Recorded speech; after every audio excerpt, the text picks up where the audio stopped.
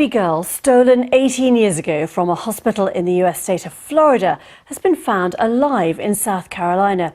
Kamia Mobley's biological family was told of the news after DNA tests confirmed her identity. A woman has been arrested in connection with the abduction. The police gave an update earlier. In the interest of reducing any further trauma to this young woman, I am not revealing her name, the name that she's lived under for all these years. And please remember that this young woman was abducted as a newborn. And she was going to need time and assistance to process all of this. So we are respecting her privacy and ask that you do the same. She had an inclination beginning probably a couple of months ago that she may have been involved in this in some way. So we were able to deliver that to her today.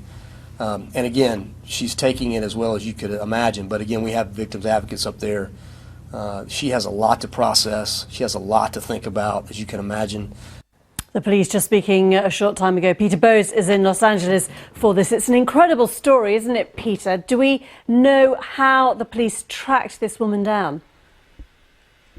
No, we don't. That is the key piece of information that we don't have yet. But it is an extraordinary sequence of events that we're learning about. It goes back to 1998, July of that year, when this now a young woman, then an 8-hour-old baby, was stolen from the hospital. There was someone, a woman apparently posing as a nurse, and she said that the child had to be taken away for some treatment because she had a fever. She was taken out of the ward away from her mother and never seen since. And there was a huge search at the time. There was extensive media coverage here in the United States. There was a $250,000 million reward for any information leading to what has now happened. And that is a tip-off that she was apparently living with a woman in South Carolina.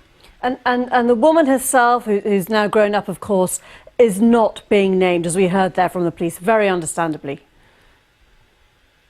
That's right. She has been named today by her original name, the one that she was given by her family, but we have no other details. And as we've just heard from the police officer there, she has a lot to take in, this woman, realizing that her identity was completely different. Apparently something has happened, whether it's the tip-off or some other information that made her a little suspicious over the last few months, and then presumably agreed to the DNA test, and the test has just come back and it has confirmed her true identity. As far as we can gather, there has been no reunion yet with her family, and that the police, because she is now an adult, say it is up to her in terms of the circumstances and precisely when that happens. And how come the police were still working on this? Obviously it was a long time ago, wasn't it?